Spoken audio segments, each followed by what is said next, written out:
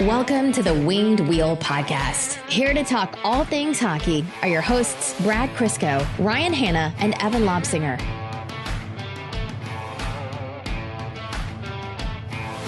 It's the off season, so we had golf on my TV before the podcast, as we do.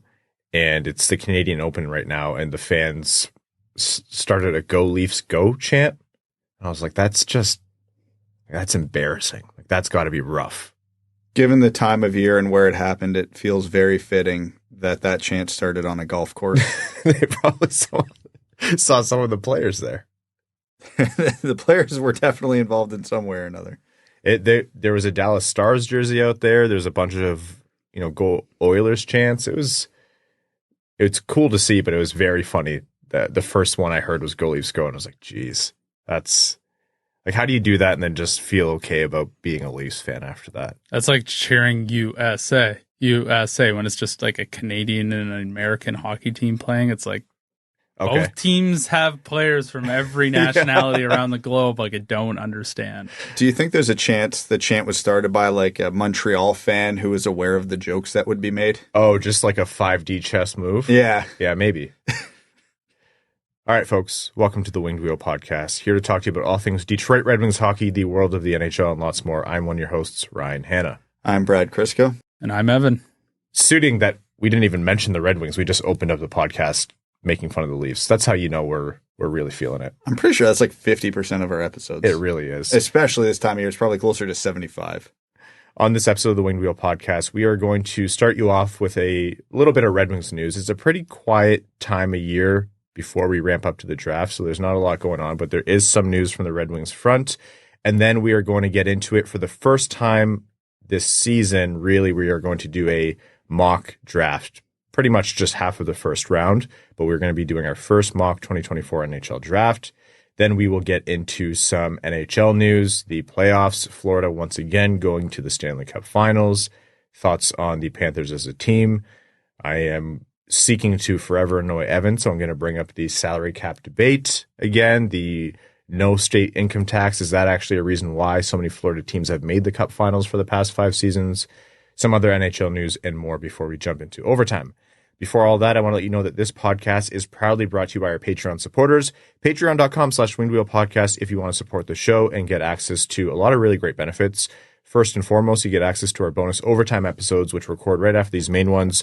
They're a good time. We answer any questions that we didn't answer on the main show. We let loose, have fun. I often include outtakes from the main episode, which are heavily Evan featured. There is one from the preamble to this episode, which will be funny for you to listen to. You also get access to our Patreon exclusive Discord, and additionally, you're automatically entered into all of our giveaways. For example, we gave away 2 tickets to every Red Wings home game for the past 2 seasons, the vast majority going to our Patreon supporters. So again, patreon.com/wingedwheelpodcast. So the Detroit Red Wings, the prospect pool has been churning, and they have been adding heavily to it for some time now. When you're rebuilding forever, you're adding a lot of players to that prospect pool. And the nature of it is that not all of them are going to work out. Most of them don't work out. There was a deadline on Saturday at 5 p.m., and the Red Wings let the exclusive signing rights to the following 3 players lapse, and thus they are no longer officially associated with the Red Wings organization. Jan Bednar, 4th-round pick from 2020, goaltender. Theodore Niederbach, who we actually had some hope for, 2nd-round pick from 2020, and Mathurin, defenseman, 5th round in 2022. So not major news. Niederbach may be the most notable name in there, but those are some of the players that the Red Wings have let go from their prospect pool officially.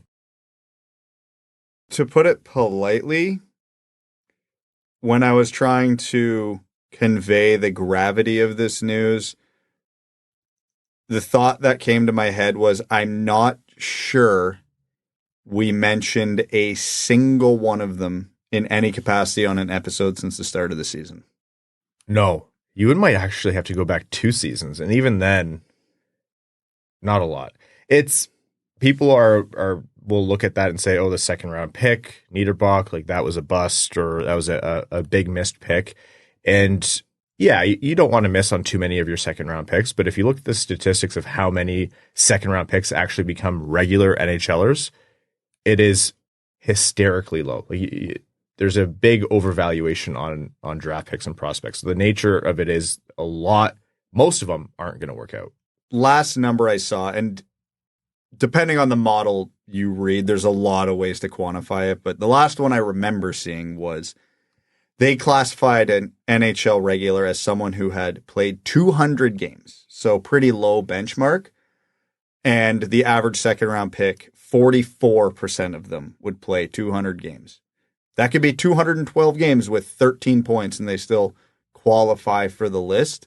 But that also did not take into account how heavily skewed that is from pick 33 to pick 60. The percentages vary pretty wildly there as well. So it's not a perfect statistic, but it does give you an idea that even in the second round, you're more likely to miss on a guy who's even going to be a fourth liner in the NHL than you are to actually hit someone of any substance.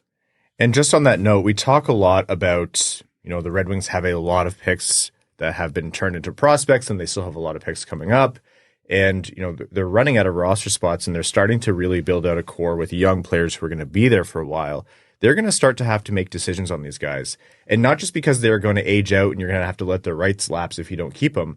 I actually think you're going to have to do some future projection to say, and I've said this on previous episodes, while a guy still has value, but say you have an abundance of players at that position, say left defense in your prospect pool, while he still has that value and the potential is part of that value, because that's an uncertain thing, trade him then.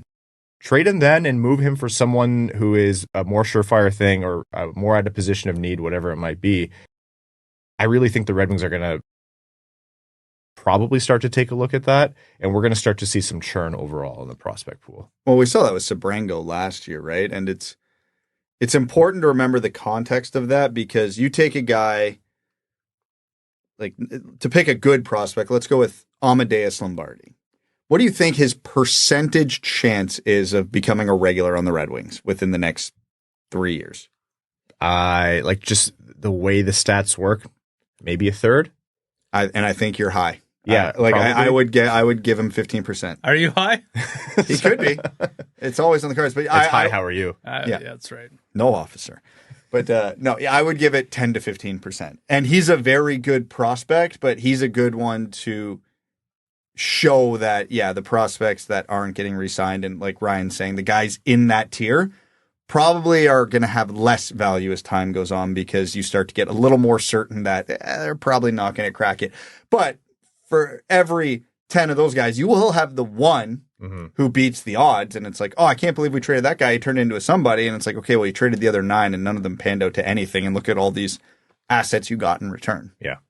We'll start to do like reviews of these draft classes over time. And we've been doing them before, but now that enough time has passed where you can really assess who's turned into a guy and who did you miss on and which phenomenal player came in right after them. This wasn't the case with Niederbach this time, so nothing to fret about. We'll start to assess that. But yeah, that wheel is going to start turning. Speaking of a wheel, I have a wheel in front of me that's turning. I was wondering what that was. It's going to pick who is drafting in what order for our mock draft. So I have our 3 names. Evan, I'll read it out to you because I know it's going to be, the letters are kind of hard. But we are going to click to spin this wheel to see who's drafting first overall, and then we'll do it again for second. So, it's going to be a tough one, but I have the first overall pick. So I'm going to be drafting for San Jose. And then between Brad and Evan, we're going to spin the wheel one more time to see who's going to get the second pick. It is Evan is drafting second overall, Brad third, and we are just going to repeat in that order. So the order of the 2024 NHL draft is San Jose, Chicago, Anaheim, Columbus, Montreal, Utah, Ottawa, Seattle, Calgary, New Jersey, Buffalo, Philly, Minnesota, San Jose, Detroit, and St. Louis 16th. So we're going to go to 16 for now, and that's going to be our mock draft. I will start us off here. The San Jose Sharks have the easiest pick in the draft, as it usually is around this time of year. There's very few seasons where the number 1 overall pick is like wide open, but the San Jose Sharks have the successful 1-for-1 tank year. Greer pulls it off, and they're going to take center Macklin Celebrini, who comes home to the Bay Area, which is actually, that's a very cool story for them. And for them to have Celebrini and now Will Smith just signed, big turnaround in terms of a talent injection on their team. Well, I get pick number 14, which is also San Jose. So you can't take Celebrini again. I've got a very large task to see how I can round out those 2 picks for them. Yeah. I think he's going to need to take a defenseman there. Seriously, because that's where the Sharks prospect pool is really lacking right now. And I think there's probably a pretty decent chance Bowen Byram's still available. For those who are newer to the show, they're going to wonder what the hell Brad is talking about. There was like a 3 mock draft streak. It was Anton Lundell and I think maybe Seth Jarvis as well. Yeah. No, I've got a good streak. The guys I repeat end up being pretty solid NHL players. Evan tries to draft someone who's been off the board already. And one year it was Bowen Byram. I think he drafted Bowen Byram and then tried to take Bowen Byram again. Oh, only the archives will know. As I said before the recording started, I looked at Brad and said, knowing this guy is a fever dream. And that's on and off air. Okay, 2nd overall for Chicago. Evan, who are the Blackhawks taking? We're restarting the Kane and Taves era, and they are going for Ivan Demidov out of Russia. You think they're going to do it? I mean, they should. For me, Ivan Demidov is the 2nd best player in this draft. You know, you watch his videos, even if they are filmed on potatoes, his skill is undeniable. His shot is electric. His agility on his feet is just elusive. He truly will be a dynamic player at the NHL level.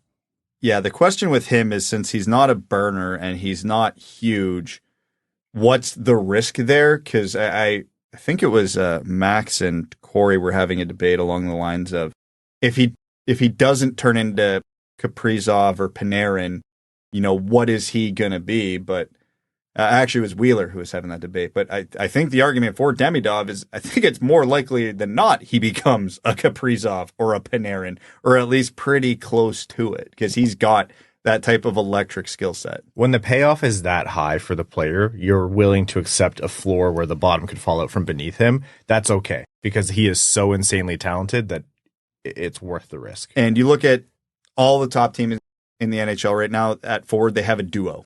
They don't have a guy. They've got multiple. McKinnon, Rantanen, McDavid, Draisaitl, Panarin, Zibanejad, and so on and so forth. So Chicago doesn't have, you know, Oliver Moore is good and Frank Nazar's good, but neither of them are going to be first line caliber forwards. They won't be part of a dynamic duo that gets you a cup. If all goes according to plan, Bedard and Demidov absolutely could be that good. I think when we did his draft prospect profile, his draft -1 and -2 counting stats were the highest ever of any Russian drafted player to the NHL. It is worth noting he is a late birthday on that one. So his draft -1 year is still his 18-year-old year, technically speaking. But yeah, even his draft -2 year, he won the MHL MVP. I think the biggest concern with him is that he was born in 2005 and played his draft -1 in the MHL again, although he dominated. The true top end Russian prospects usually have a good run in the KHL by then. Even if they're not successful, they're still playing games, which might be a bit of a red flag for him. But again, the way Russia slow plays their prospects, it's not shocking to see he hasn't got that chance yet. Okay. Anaheim Ducks 3rd overall. Brad, who are they going with? Well, they could go a lot of ways, but I think this is one of those ones where the player left is too good to worry about position, even though it is a premium position. And Artem Levshunov. Yeah. You've got an absolutely elite, all around, well-rounded, 6'2", 200+ pound right shooting defenseman. Like, we talked about Mo Seider's value time and time again, and how other teams wish they could have him. It's like the one thing the Red Wings have that a lot of teams are missing. And yeah, he falls right into Anaheim's lap here. And, you know, you look at their prospect pool, they're pretty well set at forward. So this is also a marriage of best player available and need. And they just traded away Jamie Drysdale, so they have that right shot replacement that they can draft here. And given that he's already played a year in the NCAA, he is a late birthday. There's a non-zero chance he cracks their lineup this year with how well-rounded, how solid, how pro-style his game is. So I have the Columbus Blue Jackets 4th overall. And this is where you really start to see why we keep saying there could be a run of defense because these teams need it. Because I see forwards who could go this high. I really do. Caden Lindstrom could be an example of that. But Columbus has added a lot of high-end talent in recent drafts. Like, they have a nice prospect pool offensively. They have a nice prospect pool in terms of the skill on the ice. They're going to want to start adding to their back end. I mean, I think their dream is for Levshunov to fall, but I don't think that will actually be the case.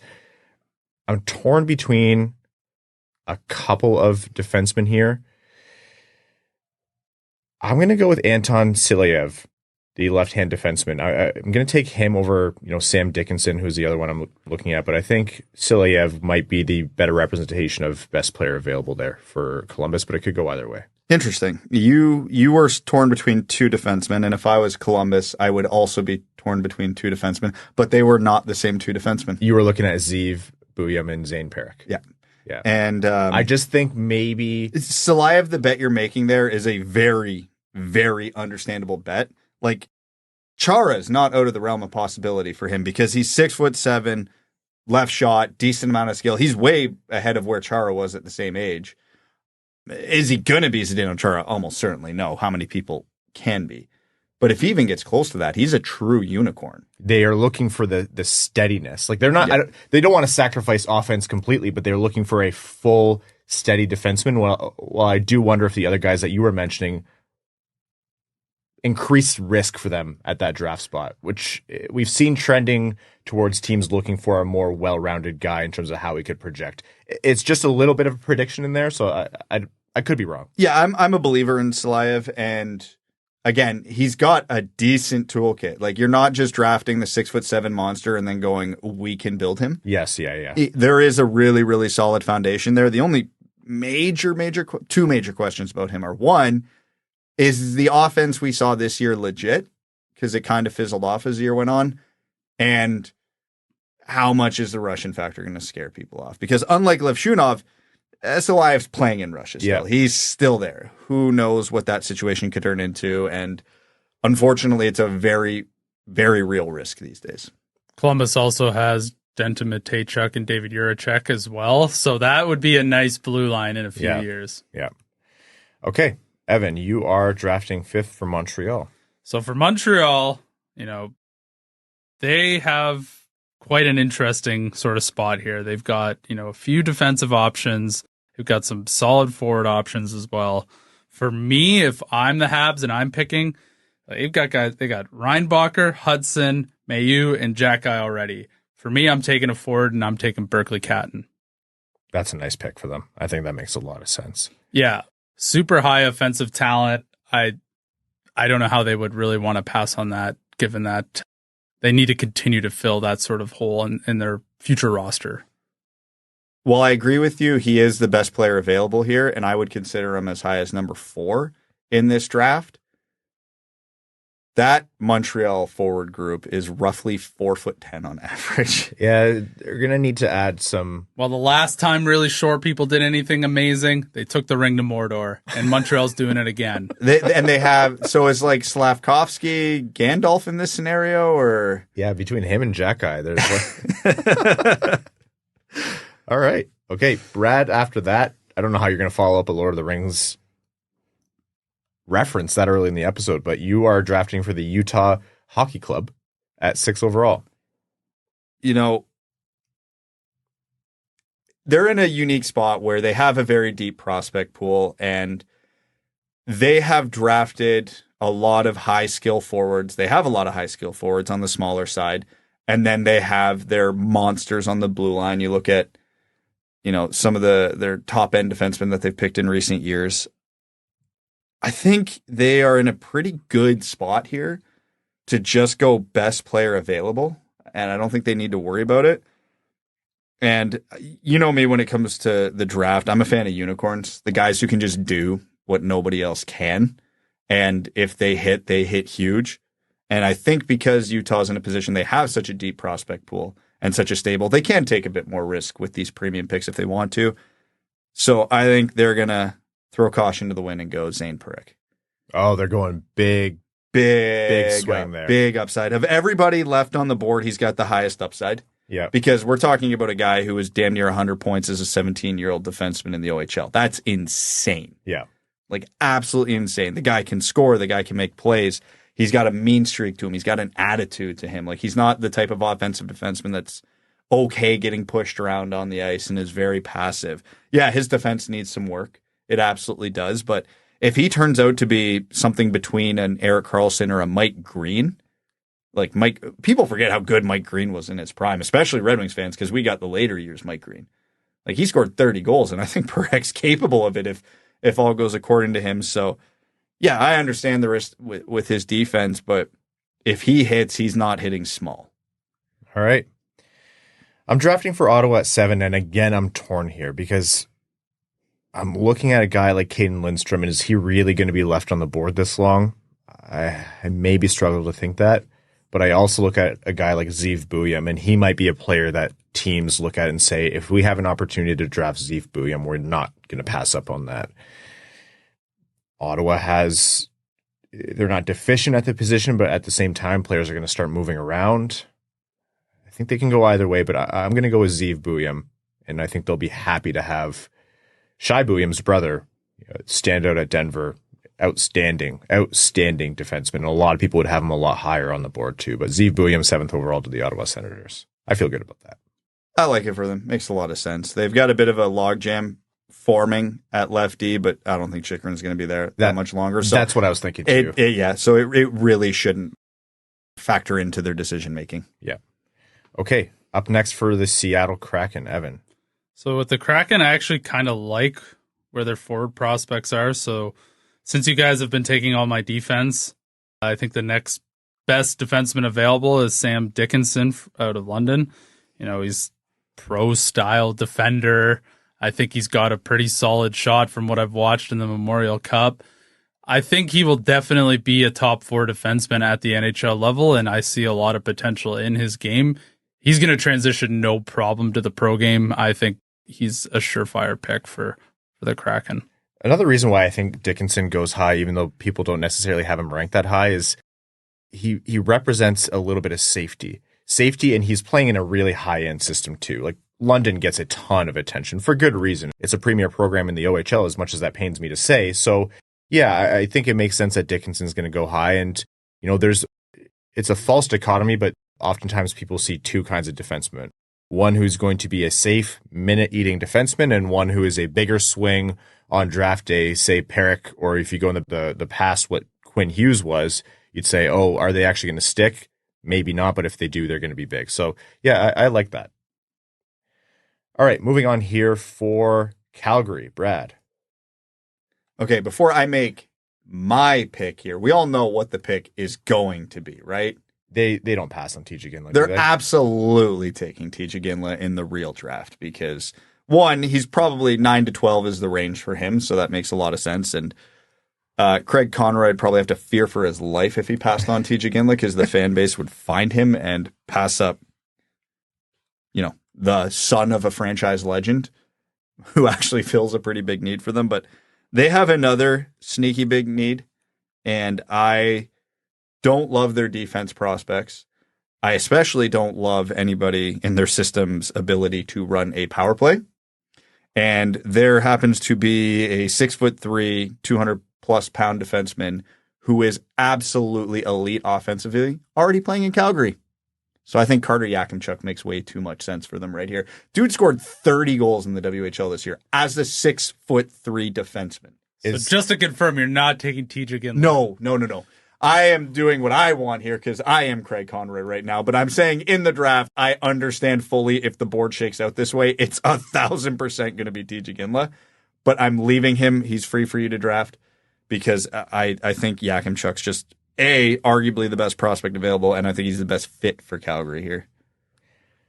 Is he the biggest name so far that fits under the no way you guys are stupid, he's going to go way higher than this on draft day so far? NHL GMs, they don't like offensive defensemen. You know that. I would almost see, I sewered myself from my own prediction on draft day because I took Parekh and Yakemchuk, but I'm almost bet one of them gets out of the top 10.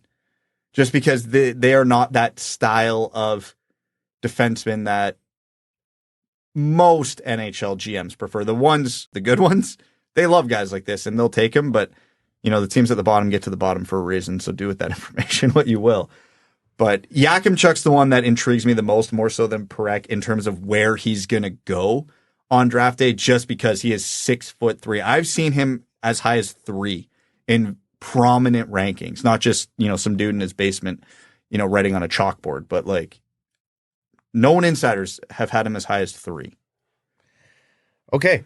If Calgary is going to pass on Iginla, then so am I for New Jersey at 10, because I think if you see Caden Lindstrom this far down the board, you are going to think, wow, this was a 1 in 100 chance for us that we thought he'd get this low. I don't think it's actually 1 in 100. And he's not getting this low in the real draft. But yeah, he's just not getting this low. He's such an outstanding player. They're going to take Caden Lindstrom, center out of Medicine Hat, and they will place him wherever they want in their offense, and I think he is very likely to do really well there. Have you taken more forwards than me? Oh. I haven't taken a forward yet. I mean, what have you done to me? Hey, Brad. Although you are taking defensemen who don't necessarily defend, but yeah, Yakemchuk's decent defender. No, Yakemchuk. Yeah, I'm getting on you about Parekh. Yeah, well, you would have known, dude. One of my favorite players outside of Detroit, Seider Carlson. You knew I was going to have a soft spot for Parekh. Well, you talked about San Jose maybe needing a defenseman later in the draft. Why don't they just trade for Carlson retained? Good work. So crazy, it just might work. But Caden Lindstrom, again, too highly talented of a player, premium position. The size is there. The way he plays is, a lot of people say he plays the pro way. He just doesn't get to 10 in all likelihood, right? Oh, no chance. Yeah, the injury risk is real. So depending what the doctors say about his back right now, he could go as high as top 3. He might fall out of the top 20 if the prognosis is bad. Most reports are looking pretty optimistic, and he's such a freak athlete as well that, yeah, he's the guy I think Montreal is going to take at 5. I like Catton more than him, not by a ton, but I do like Catton more with him, which is why I still agree with Evan's pick there. But I think that's his most likely landing spot.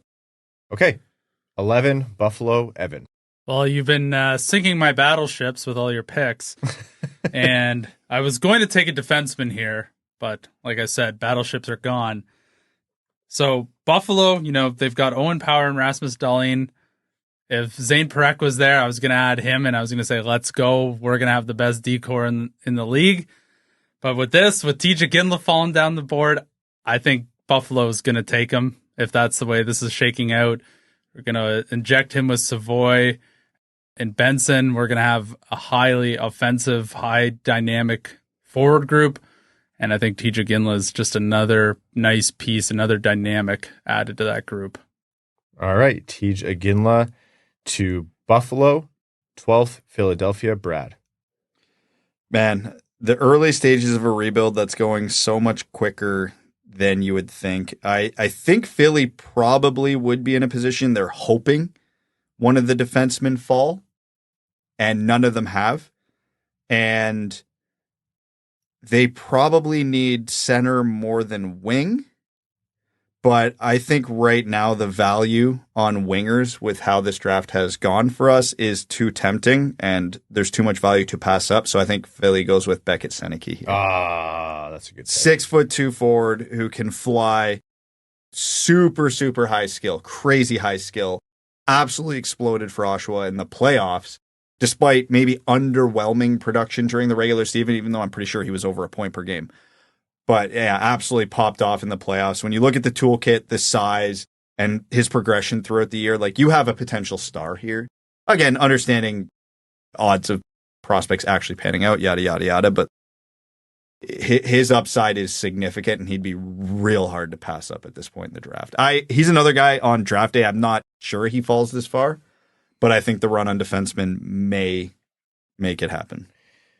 This pick from the Minnesota Wild, I almost don't want to make it because it seems too stereotypical. It seems like everyone is mocking Cole Eiserman to Minnesota at 13 because Minnesota's going to want to add the high-end attribute of his scoring. That's not who I would be taking for Minnesota, because there's a perfect someone who represents what Minnesota is available to you right now, but I will let you make your pick. Can I guess? Because I think I'm on the same. I'm on the same wavelength. Let's let Ryan make his pick, and then we can confer. I have the same vibe, but I don't know if it's on the same player. Cole Eiserman. I think Minnesota, middling team, boring. They have higher end players now, but they need basically something to break them through. And now they all that dead cap, and they have to find a way to pull them out of the mucky middle. Cole Eiserman is not boom or bust, but if he booms, he booms. And so I can see them taking him and hoping that his scoring talent adds a massive offensive injection into their lineup. And that's why it made sense to me, because it's kind of like, what don't we have, or what do we need more of? It's that. But apparently I'm outvoted here. So what did I miss? Okay, Evan, who are you thinking? I was thinking, let me pull up my list, Michael Brandsegg-Nygard. Okay, I think he's very, very Minnesota-esque. I think Consta Helenius is more Minnesota. Oh, man. Okay, no, I agree. Those are both very Minnesota players. And I like your train of thought of getting out of Minnesota's normal habits rather than picking another like Joel Eriksson-Ek type player. Yeah, they need a Cole Eiserman badly. Yeah. Like I actually think both of those players would make sense a lot, but what do they already have in their system? And what's the highest outcome for Brandsegg-Nygard? Is it what they want, or is it just more Minnesota? So yeah, it's just me. Hell yeah, more Minnesota. Which isn't, and always, also they have Kaprizov, so it's not like they're a dull team. But and also in every single mock draft I've seen, but one, Michael Brandsegg-Nygard has gone to the same team, and it isn't Minnesota.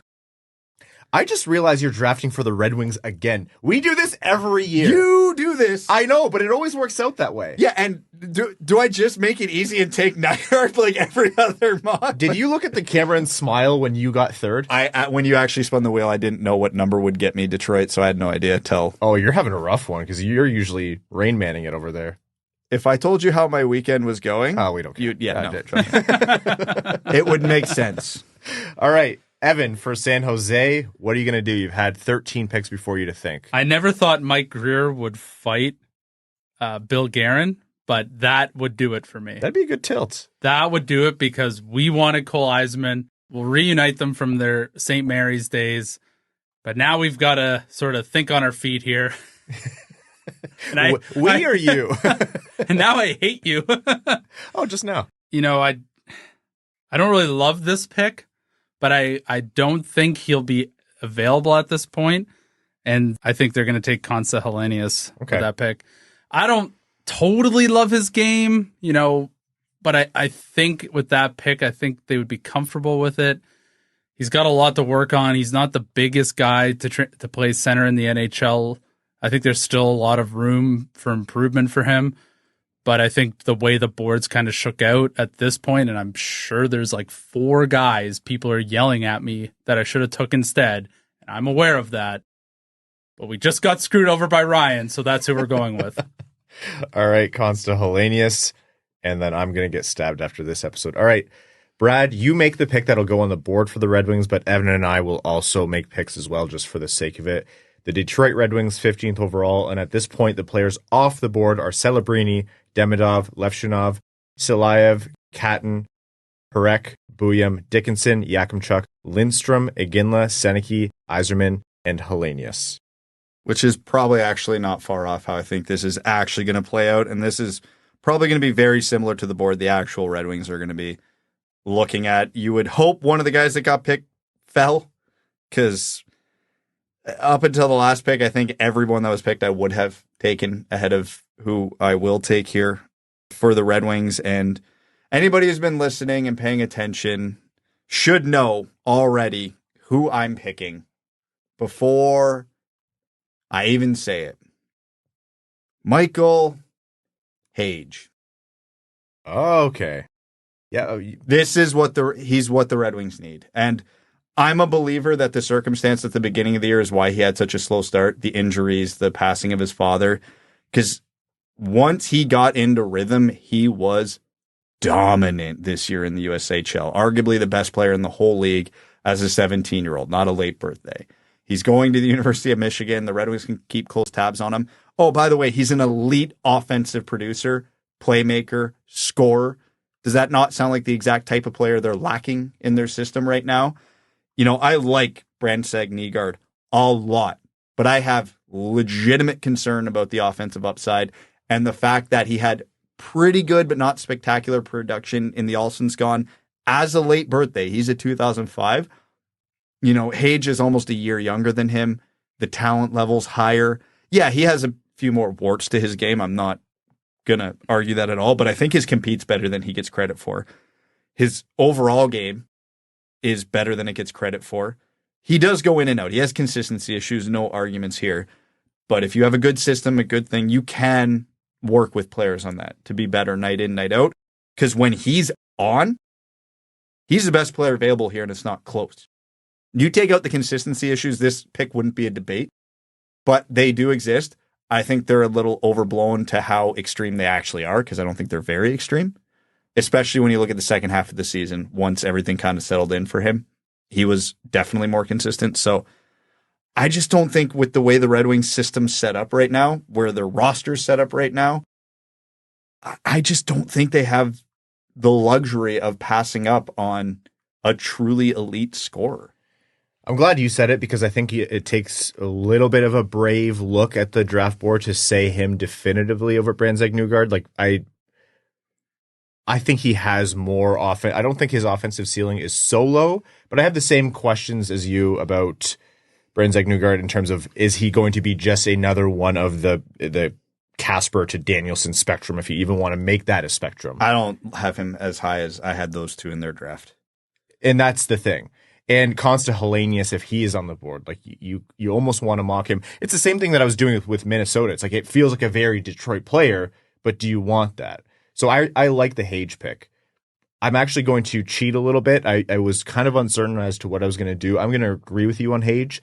I say this every year, but the Red Wings don't have a certain number 2 center yet. They don't. Nate Danielson's looking great. Marco Kasper's looking really good to be that, middle 6, probably 3C, maybe higher. You never know, but it's still not certain. They don't have anyone behind Dylan Larkin yet, and Dylan Larkin is still in his prime, but he is not getting any younger, and the Red Wings cup window isn't here yet. They need to add high-end forwards, and if you can do it at center, I'm always going to try to kill 2 birds with 1 stone. So I like the Hage option. Brandsegg-Nygard is a very real possibility. I'm going to add one more wrinkle in here, and this is a big, big if. It depends, and this isn't for us 3 at this table to litigate, because we don't know. I know exactly who you're going to here. We don't know. Like, we're not going to be the ones to evaluate the kid, talk to him, talk to his coaches, his peers, family, friends, anyone who has, a gripe with him. But at this point in the draft, there is a very good argument that Trevor Connolly is the most talented player left, period. Way higher than a 15th overall pick talent-wise, but he has a lot of troubling history. There's been, a lot of news or noise to indicate that he's matured and come a long way, but it's not just 1 or 2 things that happened, It's not just the big story that kind of gets posted everywhere. It's issues within teams and with teammates in practice and multiple times, and there's a little bit of a history of it. That is for the scouting team. That's for the GM. That's for the organization's basically background research to evaluate. So if they clear Connolly and he is not on their do not draft list, then I think he's the pick here. But it's just so impossible to know. And I know for a fact there are teams who have him on their do not draft list. And I know there's teams who are still really digging, because that's a lot of talent there. Well, it depends what demons you want to fight, because in terms of talent, I don't have a huge gap between Connolly and Hage. I do have Connolly ahead in terms of talent. If it's not huge, then you take Hage, no questions asked. Yeah, and you have the winger versus center debate. Yeah. Not everybody thinks Hage will be a center in the NHL, but he's been a center primarily to this point in his career. Could be, yeah. And is the bigger demon character issues or consistency issues? Which one do you want to fight? Which one do you think you can fix? Which one do you think is going to be the bigger issue going forward? All things being equal, I think I'm more comfortable taking the gamble on Hage, obviously, because I made that pick when Connolly was available. But it could be an absolutely fascinating debate, because for me, on talent, there's a clear top 17. Like, after you get past Hage and Brandsegg-Nygard and then Connolly, which is, I assume, around when he's going to get picked, there's a pretty substantial drop-off. So this is the area where teams are probably looking at Connolly going, yeah, it might be worth the headache relative to what is available. Yeah. Okay. Evan, who would your pick be for the Red Wings? That was going to be mine as well. We've already talked about Brandsegg-Nygard at length about, it's a lot of the same old if they do draft him, which is pretty rude to say, because He's a good player. Yeah, like he's a good player, but it doesn't fill the void the Red Wings are looking for, in our opinions. So that's why I wouldn't make that pick. I like Hage because he is a dual threat. You know, he's faced adversity, and those are the types of people you want to have in your organization, in a locker room. I think he's a great kid, and I think he would be a perfect fit with the Red Wings. I have to also say, Brandsegg-Nygard's not like off the board for me. He's very close behind these guys too. He's literally next on my list. Yeah, I would not be at all mad. And I think as we approach the draft, he might step into the territory of, yeah, he's my pick. Like it all kind of ebbs and flows. For 15th overall, I really like Brandsegg-Nygard. I really do. Teams like Buffalo might be like, all right, we're done with the high potential home run swings. We need one guy who's going to be a bolt-on player, who's going to play 200 feet, game in and game out. And maybe, depending on the board shakes out, Buffalo makes a pick on him. Like, there are teams that covet those guys who are quote-unquote NHL ready or whatever you want to call it. But I don't think the Red Wings need more of that right now. Yeah, it's all drafting is, when you boil it down, is what do I think this guy's ceiling is and what do I think the percentage of where they're going to get relative to that ceiling is. And when I look at Hage, I think the ceiling is a very good number 2 center who could put up 60, 70 points on the regular, maybe even more because his talent's higher. And obviously there's more risk attached to him. I think Brandsegg-Nygard is a 50-ish point winger who can probably play on your second power play unit and your penalty kill and be a jack of all trades, 200-foot, whatever you need with a rocket of a shot. Which, again, is a phenomenal outcome for 15th overall. At 15th overall, if that's what you get, you're thrilled. And his risk of not getting close to that ceiling is lower than Hage not getting to his ceiling. So you're trying to balance that. Do I want a 50-point guy or do I want a potential, let's say, 65-point guy? And when I have these decisions and when I'm close, you look at position and you look at percentage, because I think even if Hage doesn't fully get there, if Nygard gets 85% to his ceiling and Hage gets 70%, Hage's 70% is probably still ahead of Brandsegg-Nygard's 85%, right? So it's all in that, whatever made up calculation you have in your head of, what they're going to be. And I just think, Hage's floor is higher than he's getting credit for, because you can turn super skilled players into lesser roles if they don't fully, get there. Is there still a inefficiency in the USHL? Like the news has kind of been out on the USHL for a little while now that you can find a lot of talent there, but is there still a drafting inefficiency in finding talent and how high up they're going versus how high they should go? I think there is, but I don't think it's been fully realized yet, because it's kind of in the process of happening. And I'm sure you've noticed the same trend. A lot more, 15 and 16-year-old minor hockey players in Canada are foregoing the CHL to go the NCAA route. So they're going to the USHL, they're going to the BCHL, they're going to the AJHL, which is watering down the CHL a bit, but it's also increasing the level of quality in the USHL. So if someone like Hage is doing what he's doing in that league, it's not like he's doing it against a bunch of tier 2 juniors. Like, he's doing it in a legit league. Okay. All right. 16th overall, I have the St. Louis Blues, and I think if Brandsegg-Nygard is there for them at 16, that's who they'll go with. Pretty simple. That's just me picking my next favorite player on the board. It could also be a Liam Greentree, for example. After talking to Tony, I really kind of come around on a lot of Greentree's traits, and a lot of that conversation kind of links to when we talked about him in our prospect profile, which is he going to be able to translate his talent, and is that production going to stay up? And maybe, but I'll go Brandsegg-Nygard for the sake of it. So overall, the draft went in order. San Jose takes Celebrini, Chicago takes Demidov, Anaheim takes Levshunov, Columbus takes Silayev, Montreal takes Berkeley Catton, Utah takes Parekh, Ottawa takes Zeev Buium, Seattle gets Dickinson, Calgary takes Yakemchuk, New Jersey takes Lindstrom, Buffalo takes Iginla, Philly takes Sennecke, Minnesota grabs Cole Eiserman, San Jose takes Helenius, Detroit takes Hage, and St. Louis takes Brandsegg-Nygard.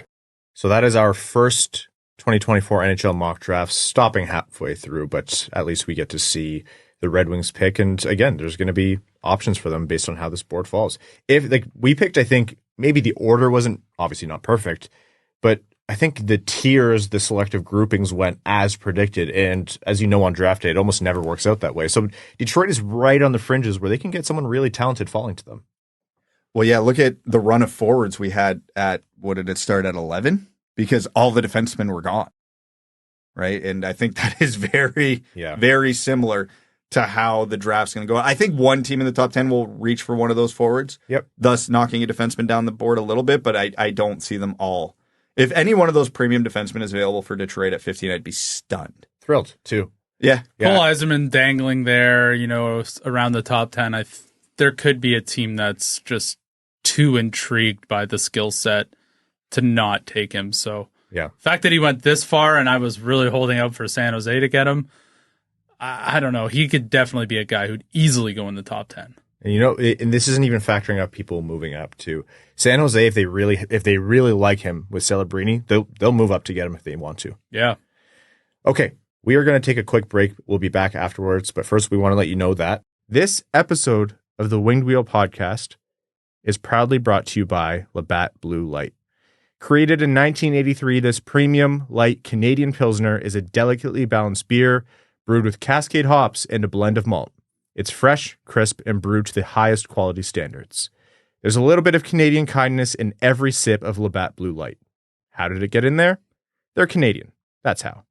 You can spread the love yourself by sharing a Labatt. And when you do share a Labatt, you're not just sharing a beer.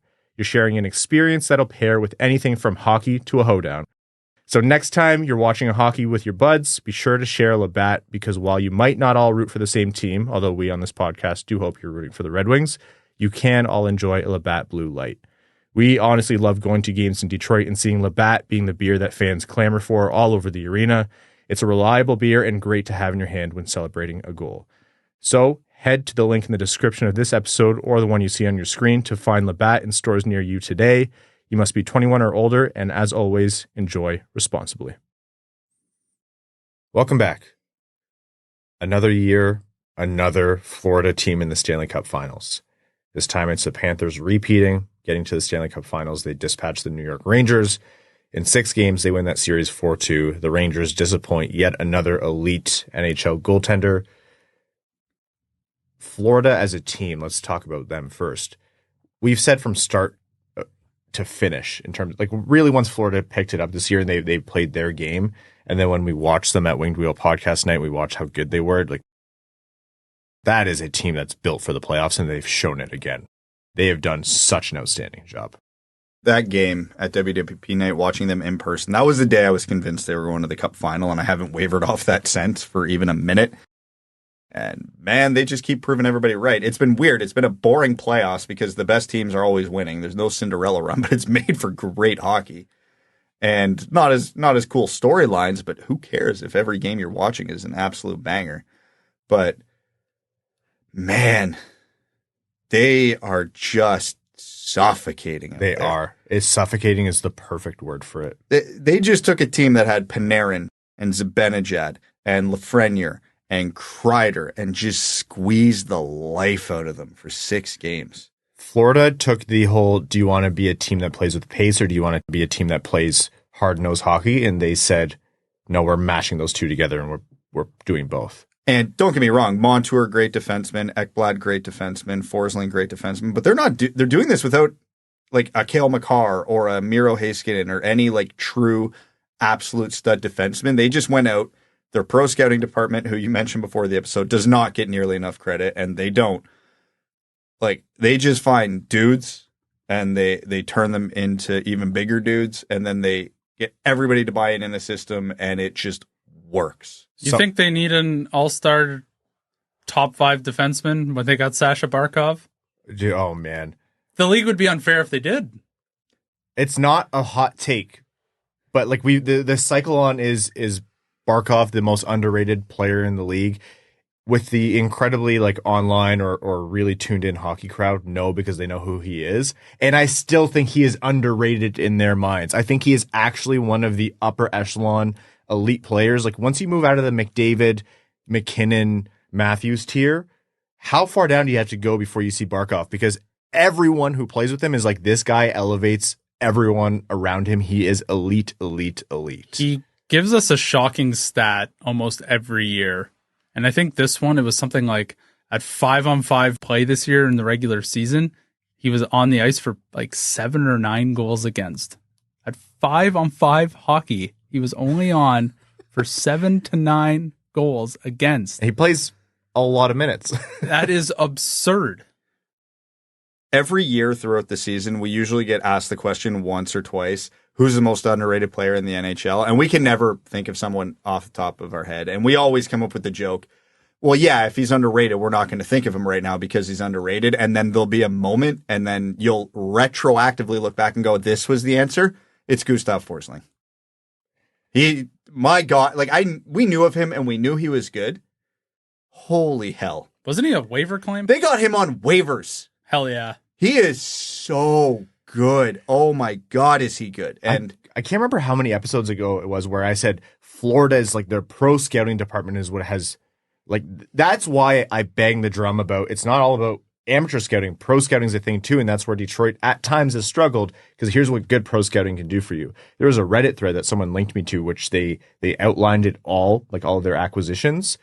In a 15-month span, the Panthers added Forsling on waivers from Carolina, and that's a team that does things pretty smart generally. And if you want to be upset about that, just think about the standings at the time. Detroit, yes, would have passed on him. They traded for Montour. They traded for Bennett. They traded for Reinhart, and they traded for Tkachuk. Waiver claim is it's a free player. It was a very smart pickup. Outstanding. But to make 4 trades, like, trades are risks. Those are risks. You're adding assets, but you're giving up assets too. Those are risks. Nailed it. They traded away Huberdeau and Uyghur and got better. That is a team whose pro scouting has been outstanding. Their management has been outstanding. And also, while we're talking about all-time guys, Paul Maurice, man, I love to see him succeed. I'm not saying I'm rooting for the Panthers or not. I want to see Paul Maurice get a cup. Like, what an all-time dude. You know what I've realized about Paul Maurice? A couple things, good and bad. On the one hand, I remember, again, because we had a lengthy conversation about it after, and I don't know if it was on the podcast or just like after the game, but at WWP night, I think we all apologized to Paul Maurice. We were like, holy crap, that's the best system we've ever seen. That's the best penalty kill we've ever seen. Like, just a masterpiece. So he's a way better coach than we give him credit for. I've also seen a lot of snark online about like, oh yeah, he's so funny. Ha ha ha. This gets old fast. And I've come to a realization. Paul Maurice actually is funny. He just highlights how unfunny the rest of hockey is.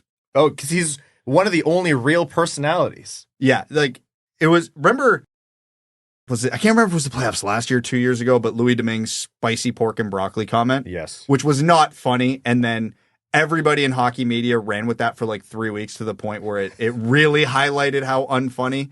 We're thirsty out here, man. Yeah. NHL media running a joke into the ground and drilling it down to the core of the earth? That sounds unlikely. And that's what's happening with Paul Maurice's stuff right now, is everybody who's not funny in hockey media is just beating it to death, and we're all getting sick of it, and that is not Paul Maurice's fault. And I'm not getting sick of it. And I will defend that man to the death. Did I see Peter Laviolette like swore in his press conference, and then they asked Paul Maurice about it, and he's like, I would never use that language.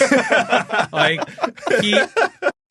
he swore quoting Paul Maurice, and then it was the perfect answer. It was so good, and just his ability to just ring that off right there on the fly just shows that, you know, that guy is an intellect, and he knows what he is, and like, he's not taking himself overly seriously. He finds just the right balance in everything right now. Well, it's an underrated part of a coach, because I've always remembered this going on 20 years now. I can't remember if it was when the Wings won the cup in 97, 98, or 02, but I remember a player talking after they won the cup, because Scotty Bowman would always make it a point to get them to laugh right before a big game when they were all nervous and tense. He's like, Scotty said, if I can get him to laugh, we know we're going to win that night. And you can't tell me Maurice isn't employing that strategy in his pregame speeches with the way he's on a heater right now. The New York Rangers. Frauds. I mean, they are who they always have been. Look, we can't sit here and sing Florida's praises and say, oh, the Rangers suck for not doing it. Like, Florida's Brad's right. Like they stifled that team. A lot of teams, I would say most teams in the NHL, if not all, would struggle against the Florida Panthers with how they've been playing. The New York Rangers, again, on the backs of an outstanding goaltender who came into form and was doing what they needed him to do, weren't able to get it done. The clip is going to be played over and over, and everyone else in the NHL is going to laugh at it because of his previous adventures with his elbow leading the way. But Trouba's god-awful defensive play on that goal in Game 6 is going to just play on repeat. He's terrible.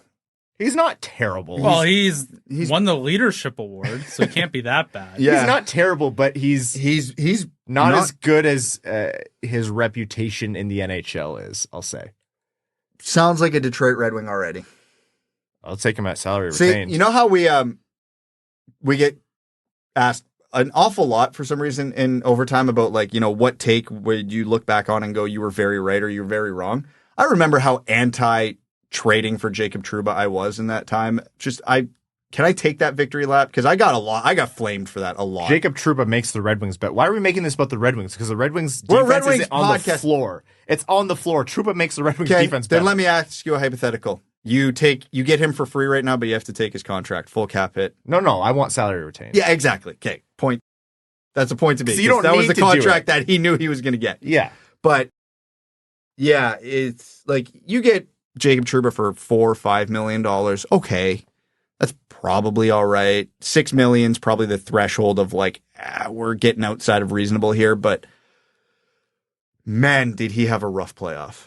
And honestly, watching him fly around with his elbow, can't tell me it wasn't satisfying watching him just have misadventure after misadventure. Artemi Panarin leaves a lot to be desired as well. He's basically on the side of a milk carton right now with the title that says missing. Can't say I really noticed him a whole lot out there as well. Just to go back to my fraud comment, because the Rangers are frauds.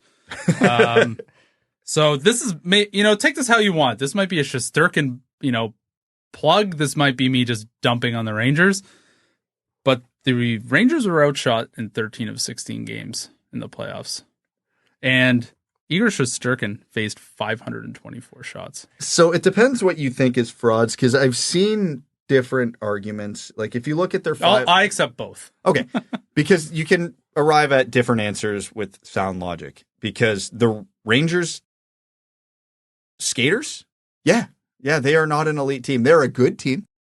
They probably aren't top 4 in the NHL good. They're not President's Trophy good. They're probably good enough to get in the playoffs pretty comfortably with average goaltending. But they have an elite goaltender, and the goaltender is part of the team. So is Shesterkin a fraud? Absolutely not. No. This is who he is. So are the Rangers with Shesterkin a fraud? No, this is probably about what they are. This feels, we'll call it appropriate result, getting knocked out in the conference finals. But yeah, if you want to fixate on the team outside of goaltending, yeah, they're not great. And they were getting great performances from guys like Lafreniere. Like, he was very much having a coming out party. Man. And every time you see a team win, you're like, you can point to that guy who stepped up or that guy who had an unexpected performance in the right way. So the narratives were there, but there was just so much more that bit was left as to be desired from the rest of the team. You know what's just setting in on me right now that makes Evan's stat of the 13 and 16 games getting outshot shocking?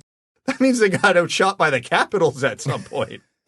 Oh my God. And Ovechkin was 90% already on the beach. Oh, did he even show up? I don't think so. I was told it was going to be a historic playoff. I'm just going to assume the 3 games they outshot a team were all against Washington, which means that the last 2 rounds they got outshot every game. It's the concerns about the Rangers were like, what are you going to do at 5-on-5? It all kind of came to fruition, and you can get by on the things that Brad outlined before for a good while. Like even, Evan, you mentioned Panarin. He still had 15 points in 16 games. Like he was producing. But when you ran into the Florida Panthers, your lanes to kind of get away with error or your lanes to get away with deficiency narrows a lot. So, it's hard to look at the Rangers and say, yeah, they definitively need to do this or that. Like, yeah, the Lafreniere story. I've been angry about Lafreniere, and, I will say it's not like the Red Wings or anyone else passed on trading for Lafreniere, but the Rangers were like they were on a razor's edge. They basically made a decision on him, and they chose in the end to keep him. But there was a good while where everyone thought he'd go to market. And you had to basically say, do we want to trade for what we think Lafreniere can still be?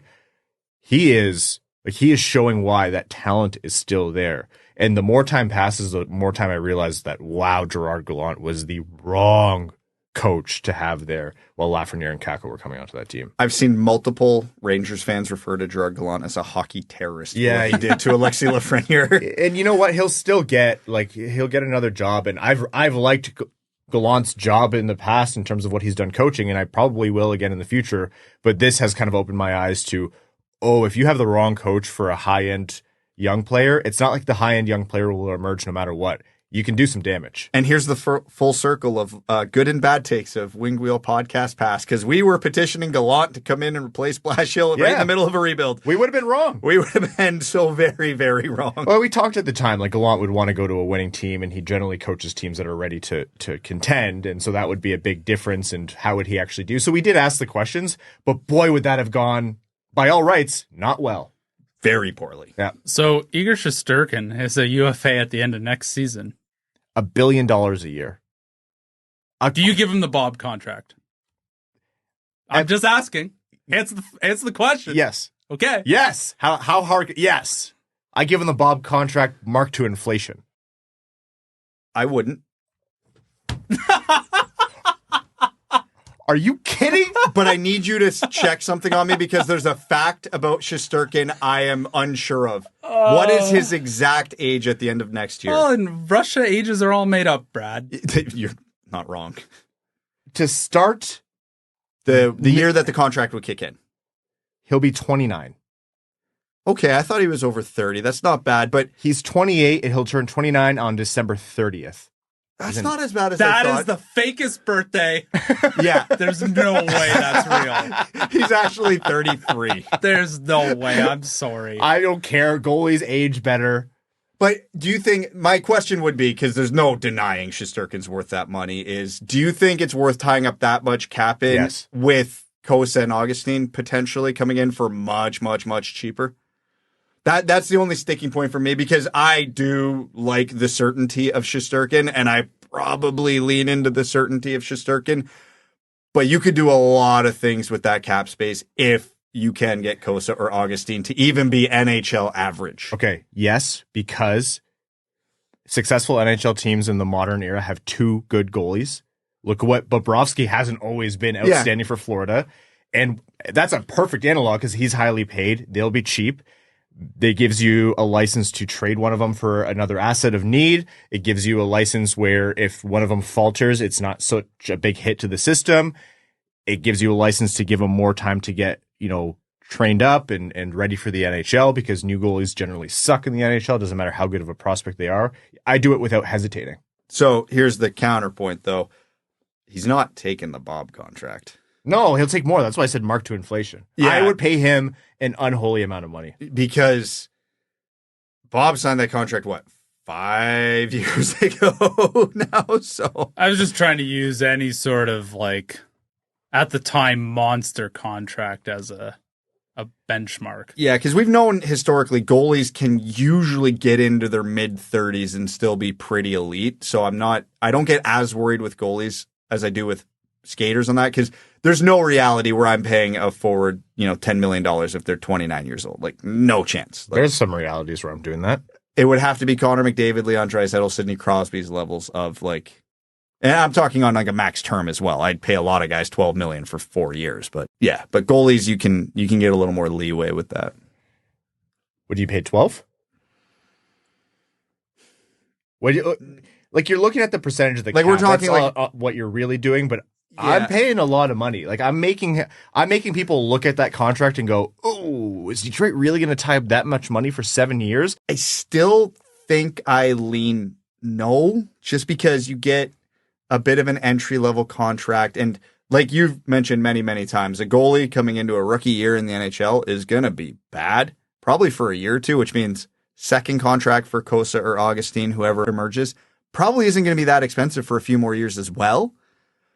So if you can get average goaltending, but you can really upgrade at forward or defense with that extra money, I think where the Red Wings are at now, that makes more sense. If the Red Wings were firmly in their cup window right now, like we were looking at this roster going, man, we think we got a shot next year. Yeah, you're paying Shesterkin whatever the hell you have to make it happen. But I think if the prime years of that contract for the Red Wings would be the back half, he's still probably going to be really, really good. But is he going to be $12 million good at that point? I think I'm just at the point where I'm like, if you don't have any elite players and you have a chance to sign one and you have to sign them to a bit of a premium, you just do it. Like, you don't have any top 5 players at their position in the world. That's a hard thing to do, and you almost never get the opportunity. So to me, it's like, yeah, I'll pay a premium. Save elsewhere, you know? Yeah, I could see, but it also depends what they do this summer, right? Like if they go out and they swing an acceptable deal for John Gibson, hypothetically, then we're not talking about. We're not talking about this, and that is a way better solution than either of the ones we're talking about, because now you're only paying him $6 million, 4 years, perfect bridge to Kosar, Augustine, et cetera, et cetera, et cetera. You get a lot more certainty with that, but yeah, if Kosar has a rough year and the Gibson trade or another option for a goalie doesn't come to fruition, you might be looking at Shesterkin going, this might be our only shot to get a number 1. Evan, thank you for that question, because that provoked. That was hilarious. This almost is certainly going to be. We try not to spend too much time on stuff that's like completely irrelevant, but that was. Yeah, this is like a sub 5% like actually happening thing. But we know what's going to happen here. So one thing I want to make sure you do in future comments and, OT questions, every Shesterkin hypothetical trade or contract must be answered by him. By Evan? Yes. He pointed at himself, I think. Yeah. So, look at the camera. Yeah. So we are absolved of all future Shesterkin hypotheticals. Thank you. Yeah. Justin Holland, 15 for Shesterkin. Would you do it? Yes. I'm kidding. Oh, sorry. I'm just mad at Brad. I'm too ready to fight right now. Sorry. Okay, so that is... Is that because I made good points? When was that, Brad? Most of the time I was talking. Oh, I don't listen when you talk. You know that. Okay, we are going to move along to overtime on this episode of the Winged Wheel podcast. We are recording before the Stars-Oilers Game 6, so if you're wondering why we didn't talk about that result, in case the Oilers have joined Florida, well, it hasn't Speaking of elite goaltending. Oh... The argument for and against paying a goaltender. So if we're not going to pay a goalie, we got to get Connor McDavid.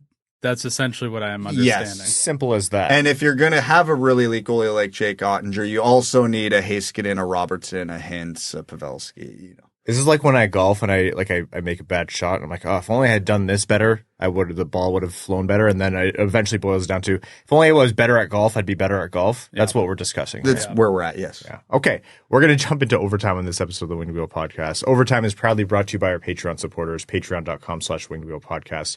If you want to join the Dub Dub Club, the bonus episodes, the Discord, the giveaways, you get all of that and lots more. You allow us to continue to produce this show and make it bigger and hopefully better. You allow us to produce great content like Expected by Whom, hosted by Prashanth Iyer and Sean Shapiro. Go check them out. Give them a follow. Prashanth, don't hate me for my Shesterkin take. You also allow us to support the Jamie Daniels Foundation through initiatives like Winged Wheel Podcast Nights in partnership with the Detroit Red Wings and the Grand Rapids Griffins. So again, patreon.com/Winged Wheel Podcast. Let's take some questions from our patrons. S. Klein says, if there was one elite player who could potentially be on the market, who would you choose and what would be the potential cost to acquire them? Evan? I have this elite goaltender in mind. You might know him. Was recently in the Eastern Conference Finals. Igor Shesterkin. So I don't know. I don't think this is real, and Colorado's not interested in this, but there's a lot of, like, whenever teams get eliminated, fans have emotional reactions. And for some reason I see Mikko Rantanen's name come up a lot in terms of a player who, potentially they would want to move on for some reason or another. If Mikko Rantanen's available, you're all over that. A 50 goal scorer for a team that can't score? Ryan, no thank you. Our money could be spent on goaltending. Mikko Rantanen, you'd have to trade for him, but yeah, all the money in the world. Okay. Evans RBF says, do you think if the Panthers still had Huberdeau and not Tkachuk, they would still be this close to winning a cup? No. Tkachuk makes such a big impact. They'd still be close to winning a cup. Not this close. I think they're still a Final Four team at worst. Do they get past the Rangers? Maybe, maybe not. But I honestly don't think... Well, Tkachuk hasn't been their best player in these playoffs. He's been a key player, very, very key. Because they have a lot of best players, that's why. Yeah, exactly. But that's the thing. It's like, right now the team on offense is being carried by Barkov and Reinhart primarily. Yeah, but if you look at the goal impacts and the reduction of opportunities while he's on the ice, he is not an easy player to play against. No, but I think they are such a deep team that the loss of him doesn't prevent them from being a cup contender. Oh, I disagree. I don't think they have one cornerstone, but I think he is one of the cornerstones. He's one of the rats vying for the crown. Yeah. Okay. But that's interesting. We'll probably talk more about that when as Florida goes on in the Cup Finals. Cletus says, how many more points would the Red Wings have had this past season? There's a lot of Shesterkin comments. If they had Shesterkin as their tender, he stood on his head and the rest of the Rangers struggled to deal with the forecheck and suffocating defense of Florida. Frick, I hate the Panthers. Also, I hate Jamie Benn and the Stars, so go Oilers, I guess. Evan? They would have had a lot more points. You inject the best goaltender on the planet as of this recording? Yes, they have a lot more points. Do they break 100 points? Judging by how bad some of December and January were, I'd say yes. I think it would be in the cards with how if everything else goes the way it was going, like the unsustainable shooting percentage, they still signed Patrick Kane, yada, yada, yada. I think they're probably somewhere between 97 and 102 points. I agree. I think the floor of Shesterkin's 96. Yeah. Which is still a playoff team. And probably like you're winning a game or two. Eiserman 1993 says, of the Red Wings rivalries over the years, who's your favorite player on a rival team? For me, it's a toss-up between Joe Sakic on the Avs and Jonathan Toews for the Hawks. Love them both as players. Oh, man. Like actual rival. It's hard to not pick Sakic, so I'm going to pick someone else just for the sake of being like less obvious. And this is going to be such a like awful heresy comment that's going to get me hate, because at the time I hated this guy with the passion of 1,000 suns. But you know who I've really, really come around and come to appreciate in the last couple of years? Patrick Kane? Sidney Crosby.